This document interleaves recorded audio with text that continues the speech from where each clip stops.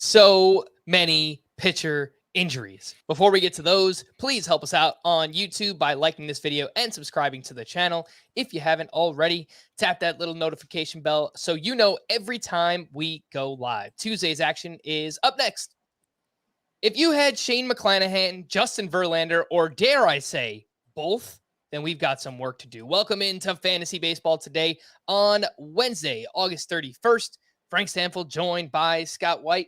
Today on the show, there is so much to talk about. Pitcher injuries crushing us, pitcher struggles crushing us. Gunnar Henderson looks like he could be on the way to the Baltimore Orioles, and much more. Scott, we're going to just jump right into these injuries. I mean, there's just literally no time to waste. We'll get to, oh my goodness gracious, a little bit later on. But I almost want to ask you how to address this from like a philosophical sense, right? This late in the season, what do we actually do here? So the big news on Tuesday was Shane McClanahan scratched from his start due to a left shoulder impingement. And there was actually a video that Jeff Passan tweeted out from the bullpen where Shane McClanahan looked visibly upset, like something was terribly wrong. So we're waiting to learn more about it, but doesn't look good there. Justin Verlander was placed on the IL, which we kind of had a hunch that was going to happen. He's dealing with that calf injury. And then we lost Tony Gonsolin yesterday. So, I mean, there's just so many pitcher injuries adding up, Scott. There's no replacing those guys. We know that. I mean, these are two of those guys are top 5, top 10 pitchers. Tony Gonsolin's like a top 25, top 30 guy. But what's the best way to attack it? You know, in the podcast points league, I have both Verlander and Shane McClanahan. I have no idea what I'm going to do. Do you attack it with more volume? Do you maybe pick your spots more carefully, Scott? Like pay even more attention to streaming matchups, so on and so forth? What do we do when we have this many injuries?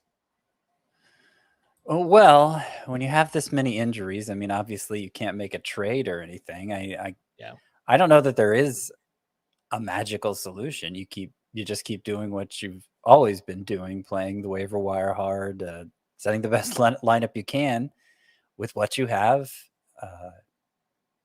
I guess you may have to stream more, and of course you have plenty of resources to pick out streamer pitchers.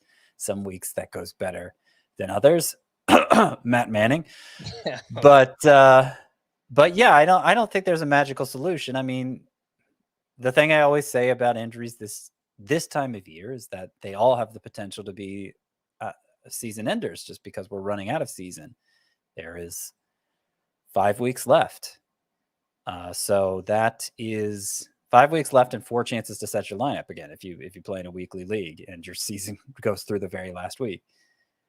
Now, you know, obviously that doesn't mean every injury that does happen this time of year is going to be a season ender. And fortunately, in the case of all 3 of those pitchers, Shane McClanahan, Justin Verlander, and Tony Gonsolin, there's at least optimism that they're going to miss a minimal amount of time. McClanahan himself said he was cautiously optimistic. So did manager Kevin Cash. He said fairly optimistic that it is just a shoulder impingement and he may have to not throw for a couple weeks, which could leave him with 5 starts still this year. You know, he will have an MRI. Maybe it shows up more and he is shut down for the season, but let's not jump to that conclusion just yet. Early indicators are optimistic for him. And in Verlander's case, even though he went on the IL with a calf injury, it's not a full-blown strain. It's just a matter of him feeling better. He says he feels better every day he wakes up and feels like he can walk a little easier on that calf. So he doesn't think it's going to be much more than a minimal stay on the IL. And Gonsolin said something similar for his injury. So we talked about him yesterday. So, you know, obviously you're not dropping any of those 3 guys, even if you don't have an IL spot to stash them, and you're not dropping them because they're too impactful. And it's highly possible that they're still going to be big contributors for you before the season's over. I don't know if that's enough of an answer, but let's not lose our minds yet, I guess. It just feels like, especially this time of year, Scott, if you've got head-to-head playoffs coming, it feels like the sky is falling. I had a few people tweet that my way on Tuesday night. And again, you know, podcast points league, next week the playoffs start, and I've got both Verlander and McClanahan. I don't think I'm going to have either one of those available. So it kind of just feels like the sky is falling at this point in the season. But yeah, I don't think that there is just one answer, right? It's you like you said, Scott. I mean, you just kind of keep plugging away and put out your best lineup. I mean, Yeah. based on our pitchers we went with this week, maybe don't chase as much volume this time of year. Like, be a little bit more careful with where you're going with those matchups and those streamers. But yeah, I mean, just for some reassurance, if you have an honest chance at the championship at this point, it means you have a whole good team. It's not just a good pitcher or two. And specifically in the context of a points league, I mean, any pitcher could replicate an isolated Verlander start. Like, what is he averaging per start? About 20 points per start. Like, any pitcher could give you a 20-point start. Any pitcher could give you a 25-point start. Obviously, the likelihood of any pitcher doing that is much less than Verlander doing it, depending what pitcher you're talking about. But if you get a little lucky and you play the matchups well, like, you might still get similar point production. Like, you can, when you're talking about a small sample of a week, you can make do with lesser talent. So your season isn't over, even if his is what I'm trying to tell you.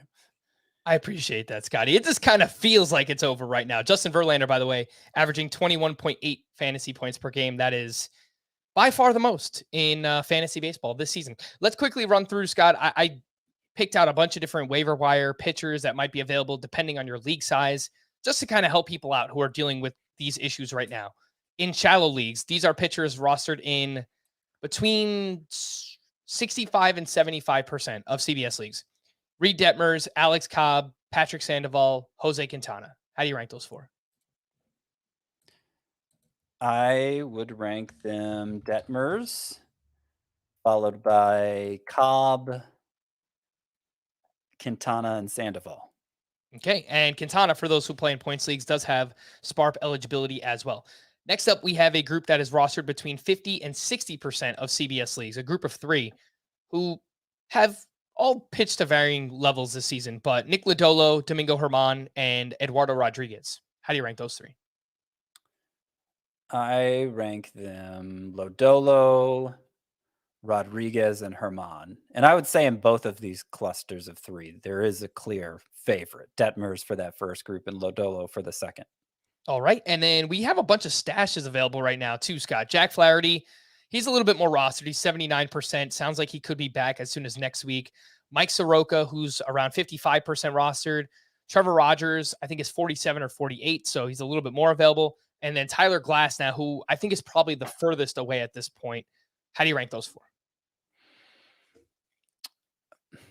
Flaherty, I think, would be number one, though I don't have a ton of confidence. It's hard to have a lot of confidence in him at this point. But looking at his career numbers, like, you have to take a shot on him, because I'm not just talking about that 2019 season, which was great. The career numbers are ace-like for Jack Flaherty.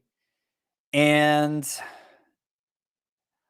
I'll lean Trevor Rogers over Mike Soroka as my second choice here. I was really impressed by that last minor league rehab start. 6 no-hit innings, 12 strikeouts, 24 swinging strikes. Said it's the best he's felt all year. And while I've been pretty pessimistic about Rogers' chances of bouncing back, that doesn't mean he can't bounce back. So I think it's worth if you do need pitching help, if you do have a roster spot to play with, I think it's worth taking a chance on picking up Rogers, seeing what happens. In deeper leagues, we have those Orioles pitchers in Dean Kramer, Spencer Watkins, another one that didn't come through on Tuesday, and Austin Voth, along with JP Sears and Rowanzi Contreras. These are all rostered in less than 35% of CBS leagues. Scott, how do you rank those five? So I'd probably just play matchups between them, to be honest. I wouldn't. I don't feel like any one of them deserves a higher degree of confidence than any other. They all deserve little confidence. So I'd probably lean toward either of Austin Voth, Dean Kramer, just because the volume is more likely there, and they have the best supporting cast, as funny as that is to say, since they pitch for the Orioles. But I wouldn't be I wouldn't be tied to any of them. All right, and that brings us to a few prospects, Scotty. Ken Waldichuk is getting called up to start Thursday against the Washington Nationals. He is now with the Oakland A's. He came over in the Frankie Montas trade from the New York Yankees. He's 12% rostered, having a really strong season in the minors, 2.84 ERA, 1.16 whip, 137 strikeouts, over 95 innings pitched. And Hunter Brown, we mentioned yesterday, getting called up on Thursday for the Astros. Sounds like he could get a chance to start. I haven't seen that confirmed. I saw a few people talking about it. So he could start in Verlander's absence. I know Christian Javier is starting on Wednesday. But what do you think about adding either or both of those, Scott? Ken Waldichuk, Hunter Brown. I mean, they're comparable to the previous group, those three Orioles pitchers, JP Sears, Roansy Contreras. It's, of course, hard to know how they're going to perform coming straight from the minors. And then there is a role question, at least for Brown. I also, there did seem to be more buzz just among the commentariat that Hunter Brown could maybe get some starts with Justin Verlander going on the IL. But you pointed out Christian Javier already has his next start scheduled. He's clearly rejoining the rotation. That gives them 5 starters without Brown. And I suspect, and I actually did see somebody in the Astros beat say this, they're auditioning Brown for a bullpen role in the playoffs. So I don't think he's just going to hold down a rotation spot. He may get a spot start here and there, but primarily I would guess he's going to work in relief to audition for that playoff spot. Waldichuk has a better chance of starting, much worse supporting cast, obviously, being with the A's, but definitely intriguing. I mean, he's been a strikeout machine in the minors the past 2 years. Kind of gimmicky because the stuff is okay. It's not quite as much of, like, Waldichuk isn't as atypical of a prospect as like Joe Ryan, let's say. Like, the stuff looks better than that, at least by traditional metrics. But it's mostly about this funky left-handed reliever, that left-handed delivery that Waldichuk has. And will that translate to the majors? Well, I guess we're about to find out. Well, pitching in Oakland Coliseum certainly should help. It's something that has helped Cole Irvin all season long, which we will talk about in just a little bit. With Hunter Brown, I will just point out, in deeper category leagues, I think I would add him, even if he is, just in a reliever role. I think he might be able to have an impact similar to what Spencer Strider was doing earlier this season. Not that he's going to be Spencer Strider. Like, Strider has turned out to be awesome, but maybe going multiple innings and giving a bunch of strikeouts and good ratios. So I think there could be control problems for both of these pitchers. Brown especially, though pitching out of the bullpen could mitigate that somewhat. Yeah, I mean, I could see him making an impact as a reliever, but I would guess for most people listening, there are other relievers that could also make an impact in those categories that I would pick up over Brown. All right, fair enough. Let's finally get to, oh my goodness, from Tuesday. Oh my goodness gracious. We'll get to Gunnar Henderson in a little bit. We've got a few other prospect notes coming a little bit later on, but Scotty, where would you like to start from Tuesday's action? Well, I got to own the Matt Manning performance, I guess, since I was so high on him coming into the week. He was coming off the best 2 starts of his career, 4 straight with double-digit swinging strikes after only 2 in any start previously, all of his starts combined previously. So he was on a nice run. His slider was playing up. He put in some work with it, while sidelined by a shoulder injury, seemed to have fixed it. And with 2 great matchups this week, this first one coming against the Mariners, I was pretty optimistic about how he would perform. More optimistic than we usually see for pitchers as available as him this time of year. Like, it's hard to get excited about any pitcher on the waiver wire this time of year. And Matt Manning seemed like somebody to get excited about. Well, it blew up pretty badly. And that is the danger of streaming pitchers. It's why that is generally not something you should want to do. It's more something you have to do. But I did it in a couple leagues myself. Points leagues only, I think. I don't think I had to do it in a categories league, thank goodness. Because in a points league, he still has another start coming up against the Royals. Maybe he'll go 6 innings and get you a win and end up, more or less breaking even, coming out a little ahead, potentially even. But it's going to be hard for him to do that in categories league. Even if he throws 7 shutout innings next time, the ERA is still going to be not where you were wanting it to be for the week. Yeah, I mean, obviously, Scott, we have to be transparent with the Matt Manning call. Obviously, we were all over it coming into the week. But like you said, and what I tell many people is when something goes sideways like this, and it's something that we were recommending, it's something that we also do on our own team. So it's like, not that it should make people feel better, but at least know that you're not alone. Like whatever we tell people to do, I typically do myself. So like I picked up Corbin Carroll in a few leagues, and if he went 0 for 28 to start his career, then that would have all been in my lineup because I told people to pick him up, and that's exactly what I'm doing. So, well, I mean, sometimes just the nature of the job, I am forced to recommend things I wouldn't actually do. But I think I make that clear when I'm doing it. Like the streaming pitcher segment at the end of every show, you make me pick players, Frank, that I don't actually want to start, but somebody may have to. And really just writing the sleeper pitchers and hitters column every week, same thing. Like I have to come up with 10 names that are shy of this roster threshold. And like a lot of times it's a strain to do that. And I'm picking players that I could see going okay, but I wouldn't want to be in a position to use them myself. So, but I try to be transparent about that even when that is the case. And anyway, yeah, that wasn't the case with Matt Manning. I was genuinely excited about him. Last point on Matt Manning. Again, it sucks. We messed up, but I don't think it was terrible process. I mean, we're talking about a former top prospect where he was pitching really well his last 5 starts, Scott. I mean, 2.40 ERA, 12% swinging strike rate during that time.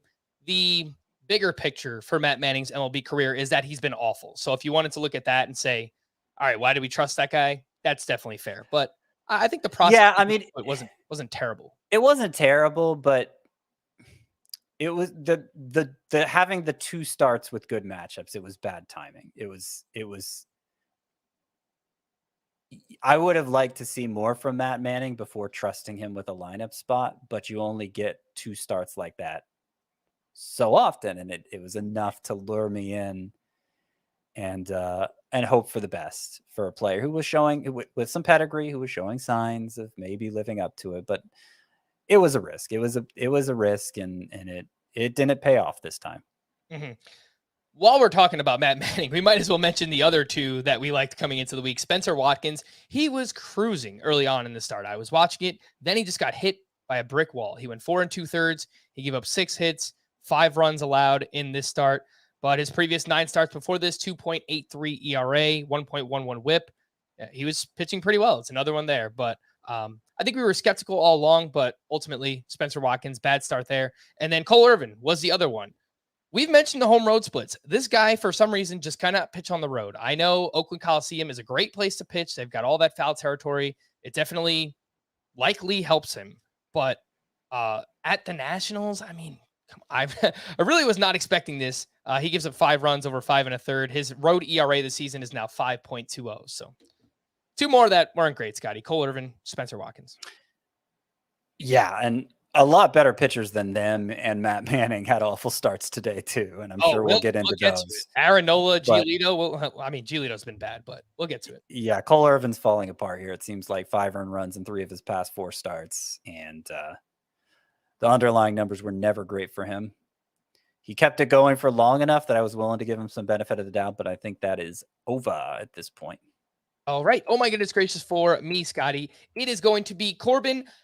Just kidding, actually. I'm going to talk about his teammate, Jake McCarthy, who perhaps we haven't given enough attention or not attention because we brought him up. We haven't given him enough love so far. He went 2 for, I think it might have been 5. He definitely had at least 2 hits.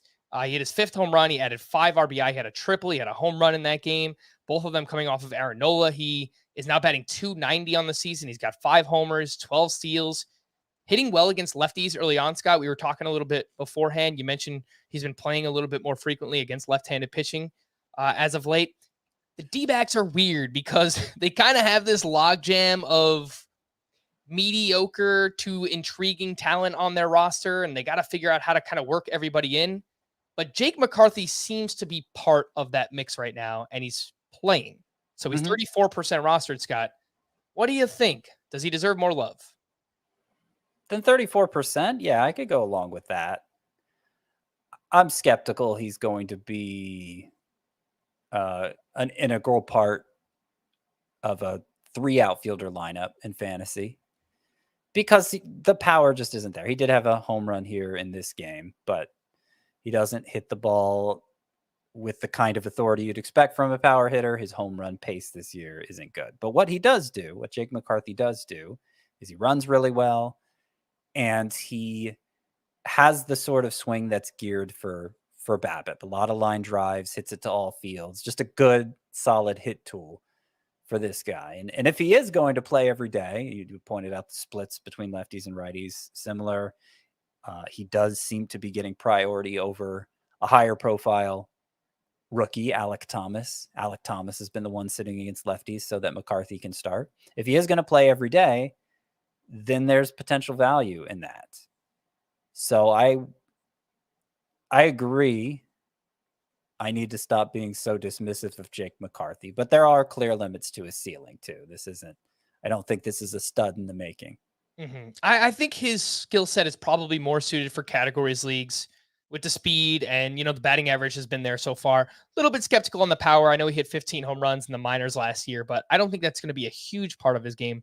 But Jake McCarthy is playing well right now. Just to reiterate the actual numbers on the splits, he's hitting .283 with a .771 OPS against lefties, .290 with an .805 OPS against right-handed pitching. That is Jake McCarthy. Scott, would you take him over these other outfielders who did something of note on Tuesday? Lane Thomas. I don't know why there was like a glitch in my voice. What just happened there? Lane Thomas went 2 for 4 with his 14th home run. Kind of sneakily, I didn't realize he had 14 home runs. That's not a bad for an outfielder. Second straight year, he's having a big August. Yeah. He added a walk, 2 runs, 2 RBI, and now in the second half, Scott, 32 games played, .294 batting average, 5 homers, 4 steals for Lane Thomas. He's 13% rostered, widely available. Nick Gordon had a massive game here on Tuesday. He went 2 for 4 with a grand slam, his 6th home run of the season. He had 6 RBI against the Red Sox in this game, and he has started 10 of the last 11 games for the Minnesota Twins. So he's playing. He's got 3 different eligibilities: second, shortstop, outfield. The last one, Jose Siri, who I know you've kind of mentioned some intrigue on him recently.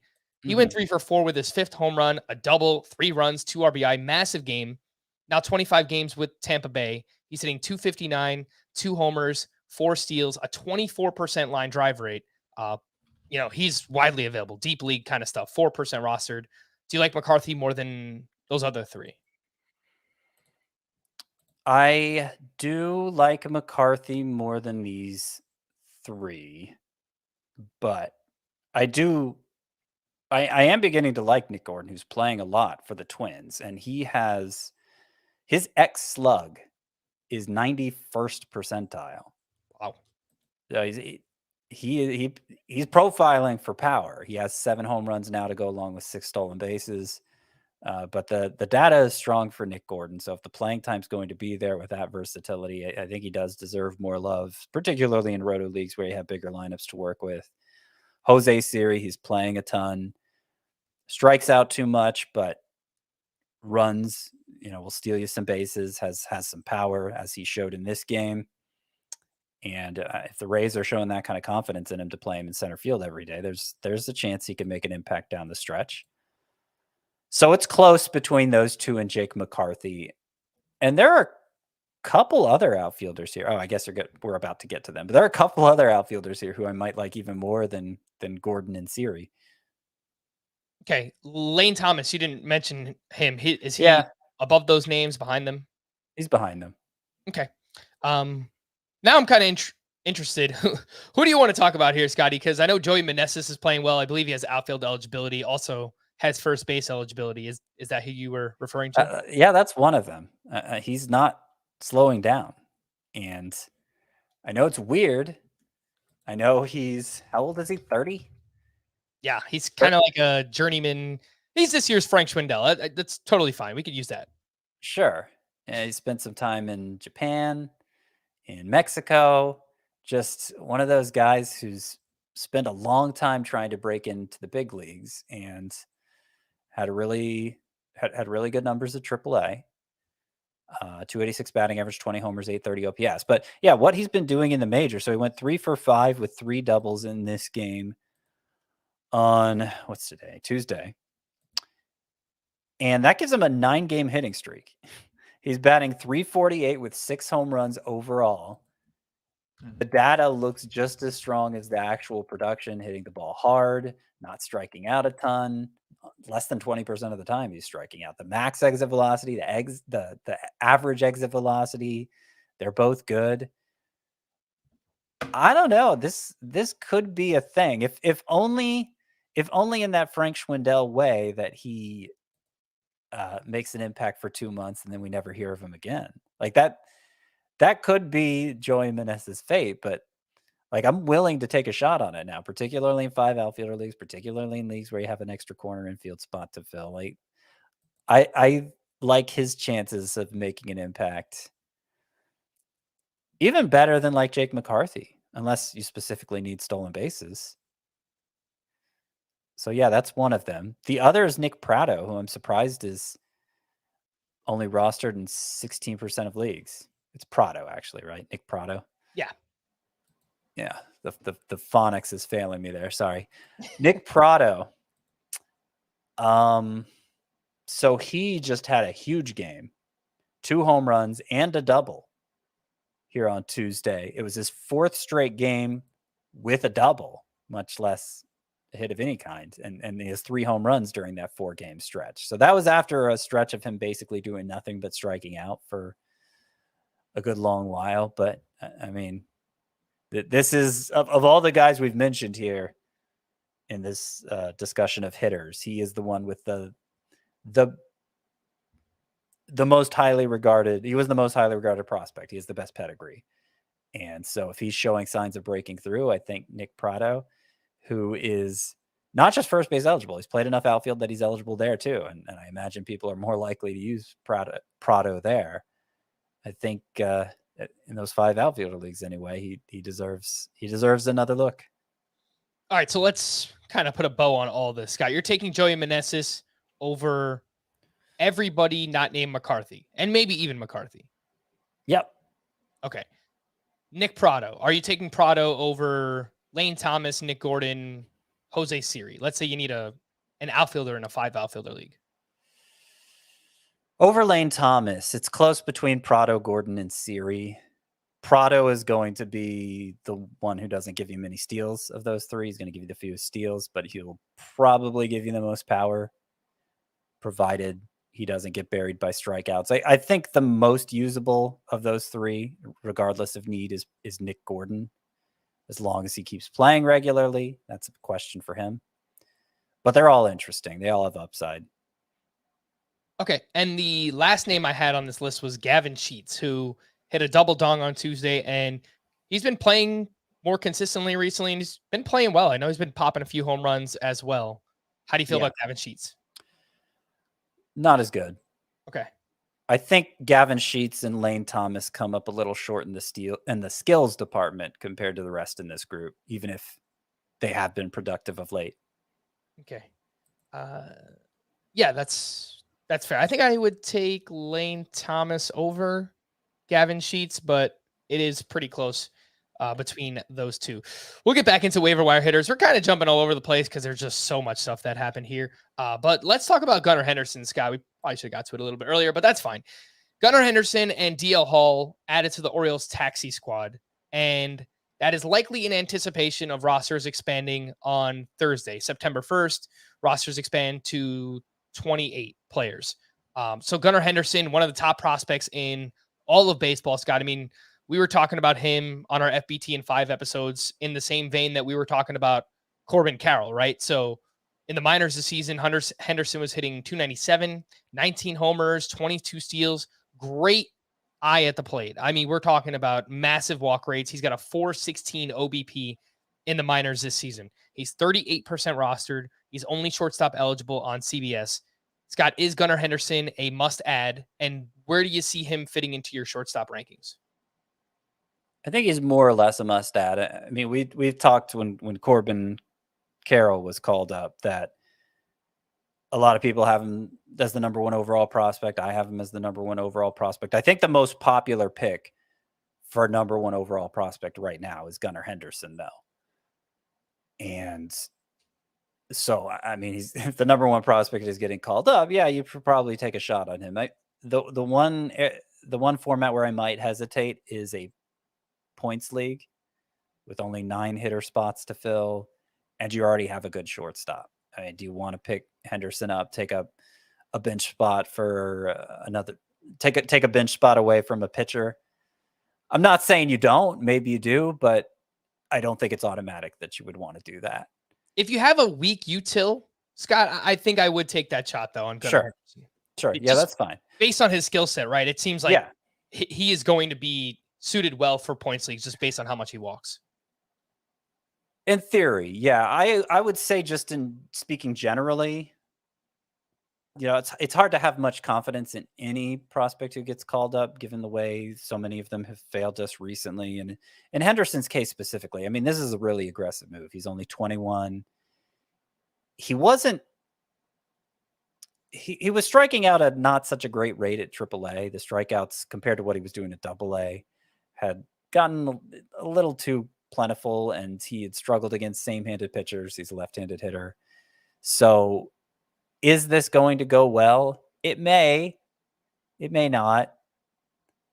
I wouldn't say that I'm confident Gunnar Henderson's going to be a difference maker for you down the stretch. But if there's any player who's going to emerge off the waiver wire and be a difference maker for you down the stretch, like he would be among the most likely candidates to do that, right? Mm-hmm. So it's a lottery ticket to shorthand it. Most likely, you should treat it like it's most likely not going to be a big game changer for you, but it could be. And so you roll the dice on that, because those opportunities don't come along very often.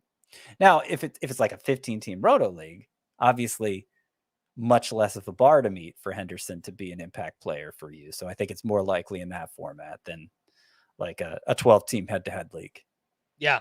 It's time to empty the bag, Scott. All the prospects are coming right now. I mean, if you have any fab left, I mean, this is the time, because I know I said it about Corbin Carroll. I said it about Vaughn Grissom, but if Gunnar Henderson, he's not going to hit his potential right away, but if he hits some of that potential, he could be a league winning player. I'm just going to throw it out there. It's a possibility for Gunnar Henderson.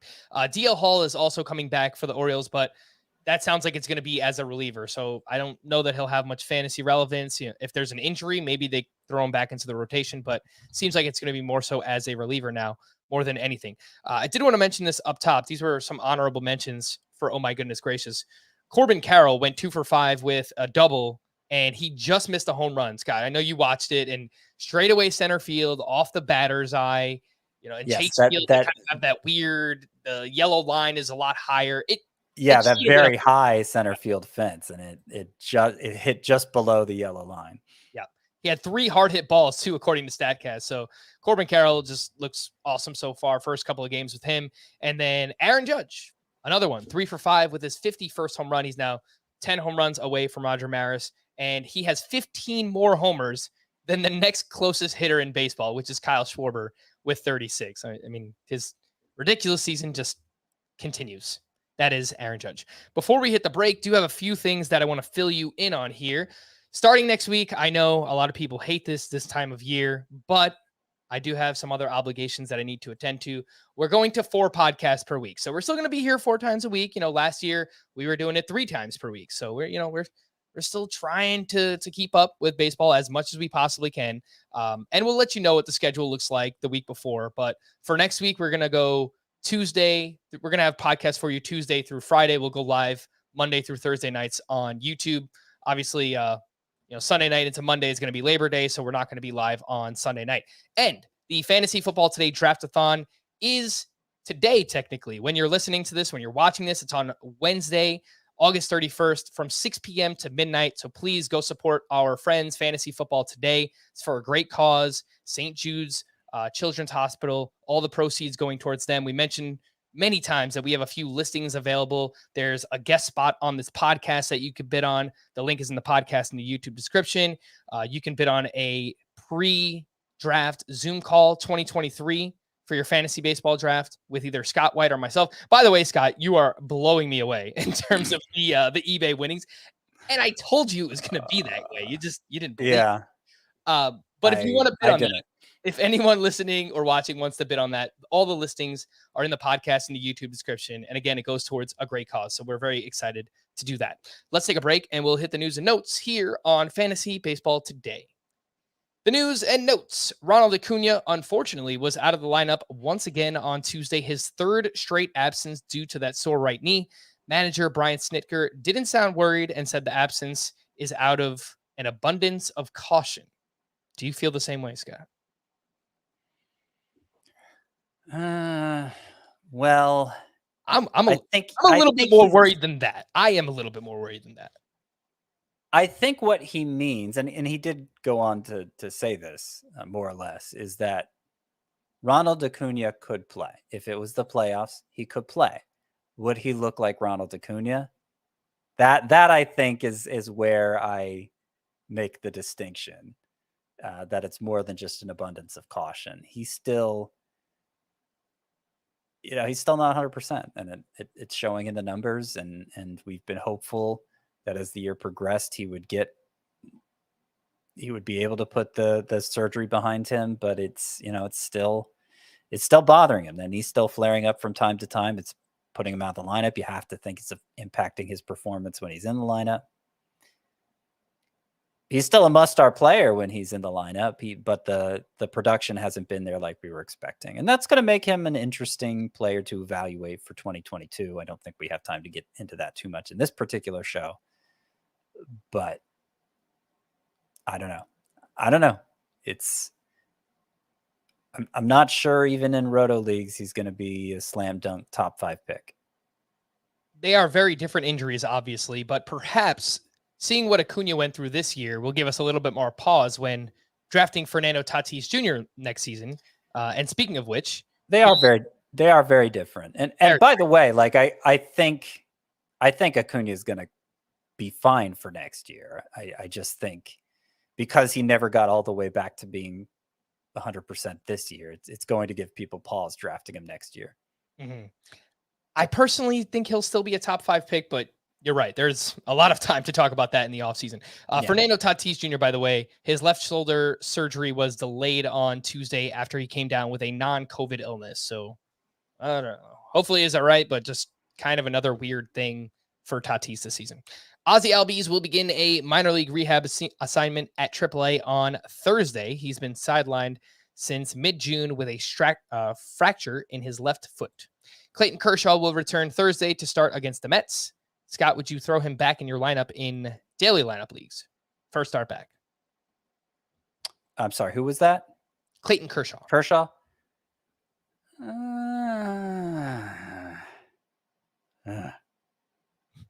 I guess I'd lean no, but it depends how badly you need his numbers. Fair enough.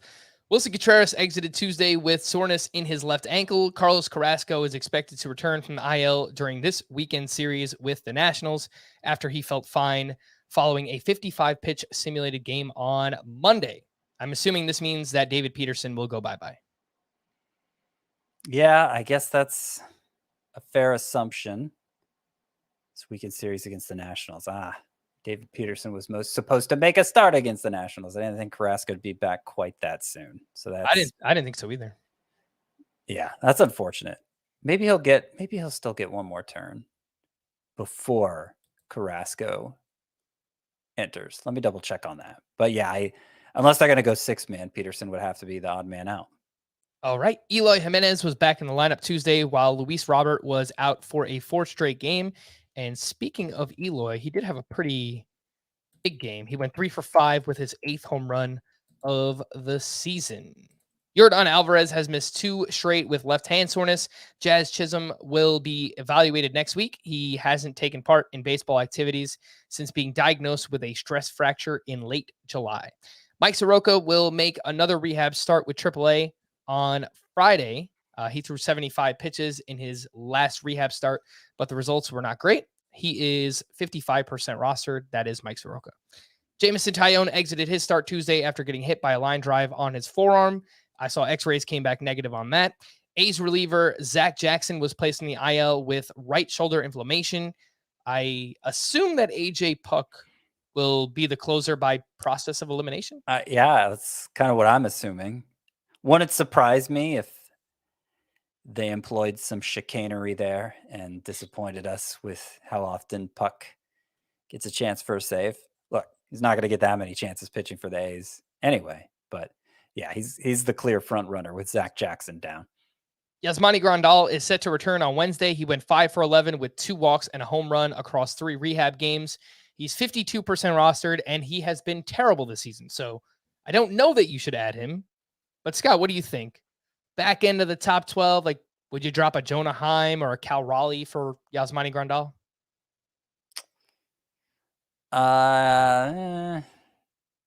Probably not. Probably not. I mean, that's right at the range of catcher rankings where I think about it, but probably not. All right, Kate Cavalli is headed to the IL. He made just one start, unfortunately, with right shoulder inflammation. And as a result, Josiah Gray will make his next start Friday against the Mets.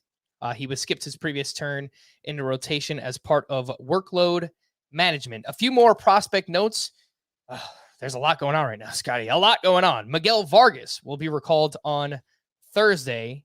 Obviously, we're excited about the long-term prospects of Miguel Vargas, Scott. I just don't see how he's going to play much. So how are you handling this for fantasy? Yeah, I have questions about that too. It's kind of a little late, I think, because since Miguel Vargas was up last time, Max Muncy's come around, Justin Turner's picked it up, Joey Gallo's entered the mix. Vargas did mostly play left field after being sent down. So he's added some versatility to his profile there. Third base, first base, outfield. He's played a little second base as well. So maybe they'll bounce him around some. I mean, the Dodgers have they have nothing to play for because they're so far ahead of everybody, right? Like they can afford to give Miguel Vargas some experience for experience sake, if that's what they want to do. But I'm a little skeptical that's going to happen. The other prospect note is that the Rockies have promoted Michael Toglia from AAA, and this season in the minors, he was batting .249 with 30 homers, 7 steals, and .851 OPS. Scott, any interest in probably just NL only, but I don't know, maybe some deeper mixed leagues? What do you think about Michael Toglia? I mean, Coors Field, Coors Field can do some magical things perform some magical things on otherwise flawed players. Michael Toglia, the main reason he hit .249 in the minors this year is he struck out at a near 30% rate. And so that definitely gives me some pause, but the power's legit.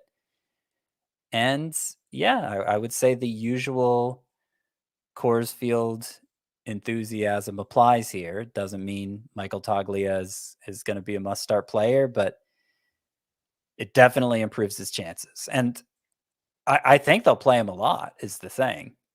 They started him in this first game. He went 0 for 4 without a strikeout. It was on the road.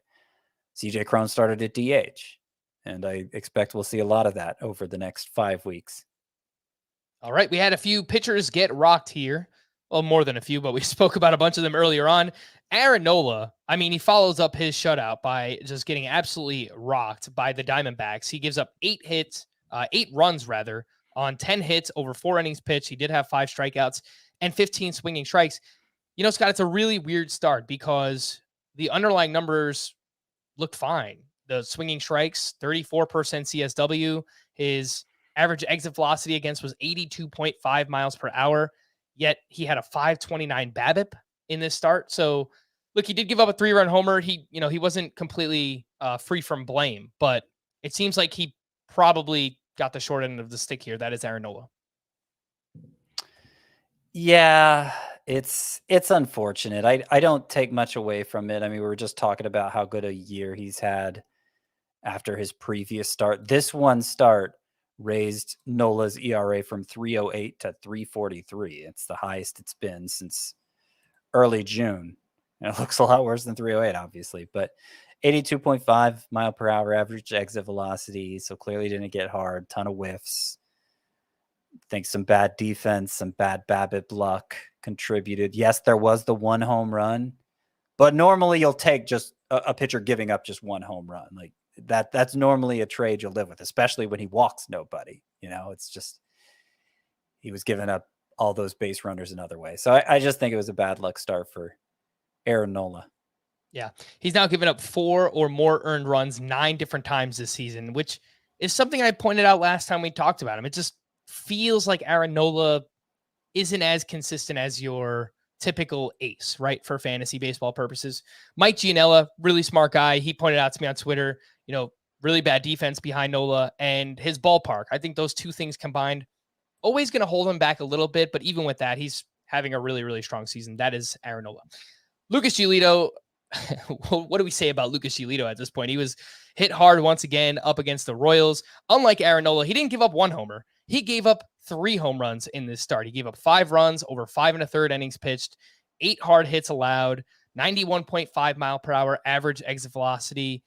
The walks, the homers have been a huge issue this season for him, Scott. He's now up to a 5.27 ERA, yet he's still 95% rostered. Yeah. In deeper leagues, I get holding on to Giolito just on like that off chance that he turns it on and there's just really not much available in those formats. But I mean, in shallower leagues, Scott, there's got to be someone better that you could stream than Lucas Giolito at this point. Yeah, I've been out on Giolito for a while, even longer than for like Jose Barrios, who of course is still struggling with an ERA over 5 himself. But I see no reason to start Giolito right now. He was coming off a quality start, but it wasn't a particularly good one. And he hasn't had, like, at least Barrios has had those occasional great starts that reminds you who he could be. Giolito really hasn't. No, he has not. From bad pitchers to some good pitchers, ones that are actually chasing history right now. Framber Valdez makes it 22 straight quality starts, which gives him the Astros record and also the record by left-handed pitchers in Major League history. But the actual record here is 24 straight quality starts in a single season. That was done by Jacob deGrom a few years back. So that is the record that Framber Valdez is chasing. He was at the Rangers, 8 innings, 2 runs, 8 strikeouts. In this one, he had 13 swinging strikes, drops the ERA to 2.63. He's been amazing, as has Zach Gallen. 5 straight scoreless starts for Zach Gallen now. So he goes 7 shutout, 2 hits, 1 walk, 7 strikeouts against the Philadelphia Phillies. And he is threatening Brandon Webb's Diamondbacks record for 42 straight scoreless innings. Zach Gallen now up to 34 1/3 scoreless. He's also been amazing, Scott. He has. They're both good. I'm no longer a Gallen naysayer, and I have never been a Framber Valdez naysayer. So good for them. Yes. I was actually updating my pitcher ranks here on Tuesday, and both guys are firmly inside of my top 25 starting pitchers. And I don't know how much higher I can get them, but it feels like they've pitched even better than that, especially as of late. All right, let me jump back around this rundown and see what else I have. There were, not many waiver wire pitchers available here. There were 2 that were going up against each other, widely available. I don't know if either one matters, Scott, but Jason Alexander, he was going up against the Pirates. He goes 5 innings, 1 run, 6 strikeouts in that one. His overall numbers are still pretty bad. He does get a lot of ground balls, but not much outside of that. And then Mitch Keller put up a career-high 10 strikeouts on the other side of that game at the Milwaukee Brewers. 6 innings, 2 runs, 10 strikeouts to just 2 walks. He had 14 swinging strikes. Notice I haven't mentioned Mitch Keller in a while. That's because he turned back into Mitch Keller. His last 3 starts, he had a 7.36 ERA. I don't know, Scott. Do either one of these matter, Jason Alexander or Mitch Keller? It was a really impressive start for Keller, but I don't know, the four seam fastball that he had kind of shied away from during his better stretches this season. He was emphasizing it. It got 6 of his swinging strikes, more than any other pitch. So he can't figure out who he wants to be, I think. And I don't know. I have no confidence in him, is the bottom line.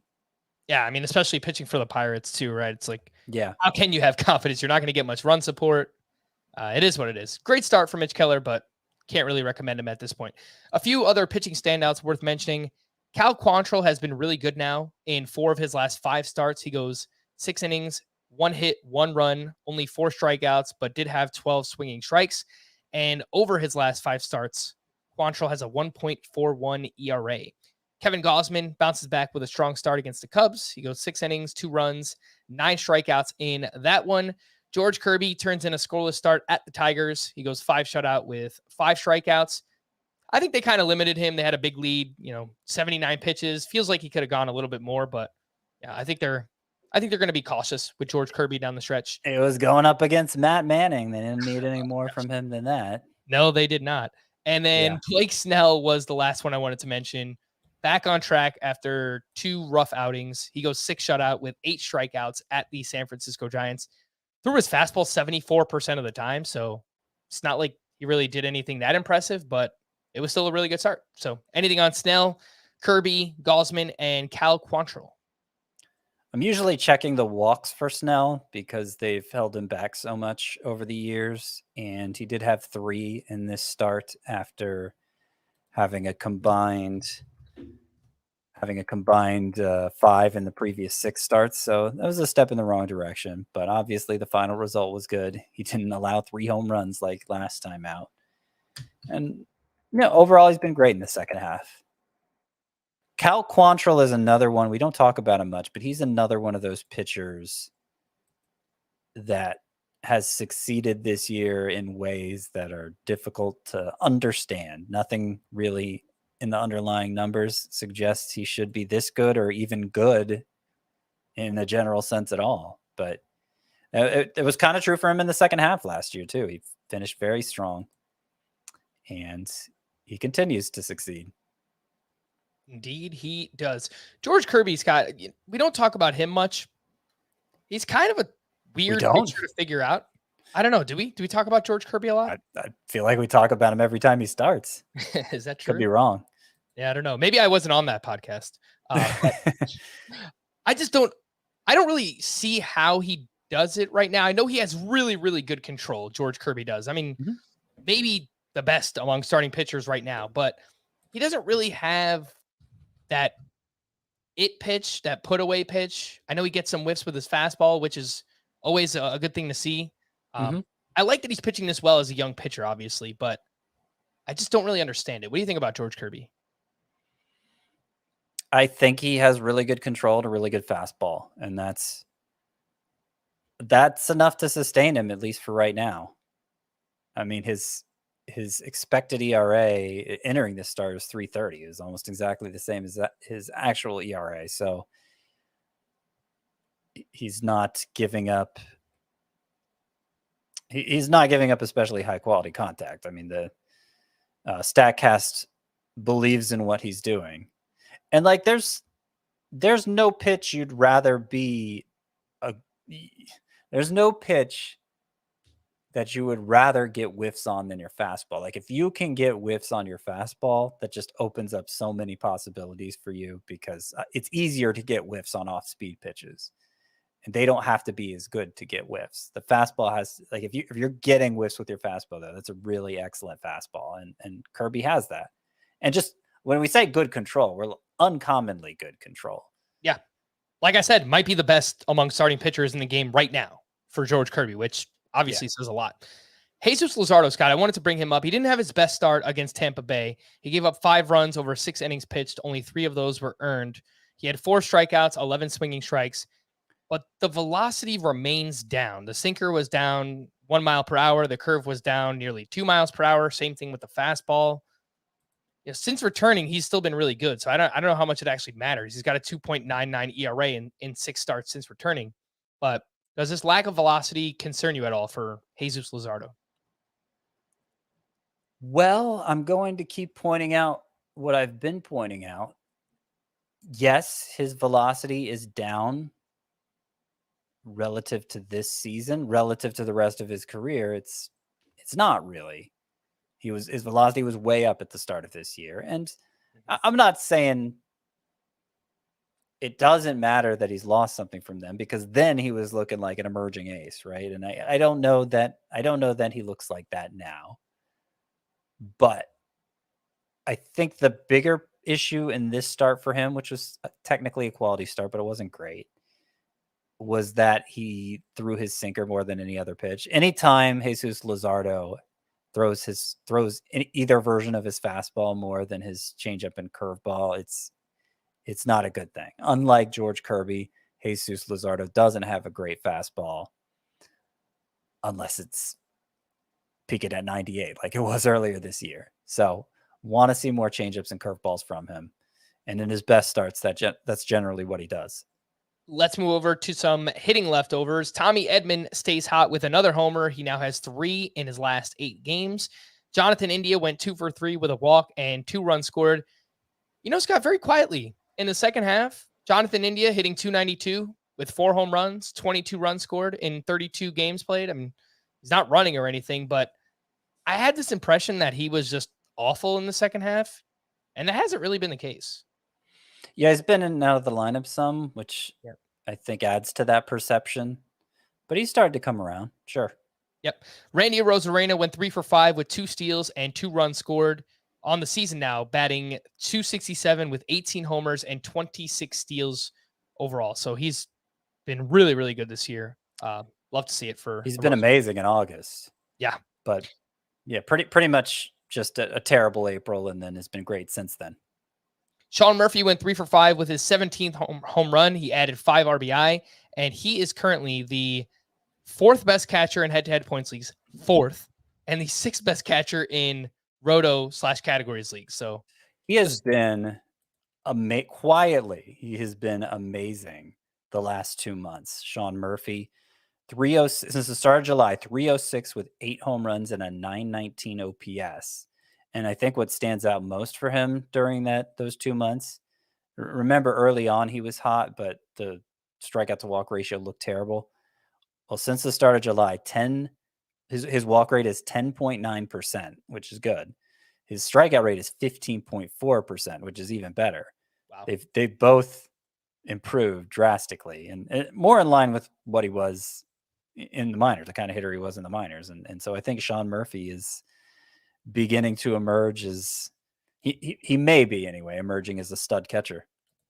We could get to a point, Scott, where the 3 best players on the Oakland A's are all catchers or have come from a catcher background, right? So between Sean Murphy, Shea Langoliers, and Tyler Soderstrom, who many people believe will move off of catcher, but it's pretty interesting. You don't really see that often when it comes to major league roster construction. Vladimir Guerrero Jr. went 3 for 4 with his 27th home run. He is quietly having a really good second half as well. Teoscar Hernandez went 1 for 3 with his 19th homer. He's been the opposite. His batting average in August has really tanked. It's been a weird season for Teoscar. He's going to be one that's interesting to go back and just look at the entire season for him. Ty France went 3 for 4 with his 16th homer. Starling Marte went 2 for 4 with his 15th. Adolis Garcia keeps plugging away, 2 for 4 with his 22nd steal. Salvador Perez went 3 for 5 with his 19th homer. O'Neal Cruz loves hitting against the Milwaukee Brewers. He just crushes them. He went 2 for 4 with a double, a walk. I like to see the walk. You don't see that often. And 2 RBI. Jose Altuve, 2 for 5 with his 22nd homer. I mentioned what Eloy did. And Anthony Rizzo hit his 30th home run. He is now 2 away from his career high mark. So I think we might get a new career high for Anthony Rizzo this season. Don't count your chickens before they hatch there, buddy. That's true. But you may be right. Back injuries, they can flare up at any time. The call to the bullpen for the Blue Jays, Jordan Romano recorded the final 4 outs for his 28th save. For the Dodgers, Craig Kimbrell was likely unavailable. Jake Reed pitched the 9th inning, and he picked up his first save of the season. For the Rockies, Daniel Bard struck out 2 for his 28th save. For the Astros, Hector Neris struck out 2 for his 3rd save. Rafael Montero last pitched on Sunday. I didn't see anything with Montero, so I don't know. That's that was weird because he seems like the clear-cut backup choice to Ryan Presley, and he seemed like he should have been rested enough to appear in this one. And Dusty Baker's been pretty conventional with his closer usage, whether Presley's been available or not. That's why Montero has 9 saves. So it was weird. I still think Montero's the one to have for however long they need to replace Presley, which sounds like it won't even be that long. For the Pirates, Jace DeYoung recorded the final 5 outs for his first save. Will Crow was unavailable, and Crow has been pretty bad recently. This is just a really deep league name. I have 15-team leagues where I am chasing saves desperately, so Chase. Just going to remember the name Chase DeYoung and see where that goes. For the Padres, Nick Martinez gave up a 2-run homer to Jock Peterson, but did pick up his 8th save of the season. To stream or not to stream for Wednesday, Jose Quintana at the Reds, James Caprillion at the Nationals, Anibal Sanchez versus the A's, Marco Gonzalez at the Tigers, Patrick Sandoval versus the Yankees, and Bailey Falter at the Diamondbacks. Now remember, these are streaming options. You don't have to do it. But I'm okay with Jose Quintana at the Reds. I think I'm okay with Marco Gonzalez at the Tigers. If you're feeling really gutsy, Bailey Falter at the Diamondbacks is interesting. I don't know. Those Diamondbacks, the new That's lineup with all those kids. With Corbin Carroll in there, they're completely transformed. They are crushing it. On Thursday, we have Eduardo Rodriguez versus the Mariners, Ken Waldichuk in his debut at the Nationals, and Kyle Bradish at the Guardians. Yeah, I take back the Falter thing, come to think of it. After what the Diamondbacks just did to Ranger Suarez and Aaron Nola. Yeah. Yeah, no. Of these 3, Eduardo Rodriguez against the Mariners is... I could see it going very poorly, but it's the best choice of these 3. Not going to start Ken Waldichuk in his major league debut, even if it is a favorable matchup. Scott, give me a virtual high five, man, because we had so much to get to today, and we did it pretty well, man. That was efficient. We could try it. You want to? 3, 2. Oh, sorry. 1. No, okay, count that again. 3, 2, 1. Oh yeah. Let's do it. Yeah. All right, we're gonna wrap there for Scott. I am Frank. Thank you all for listening and watching Fantasy Baseball today. We'll be back again tomorrow. Bye-bye. Dorkiest thing we've ever done.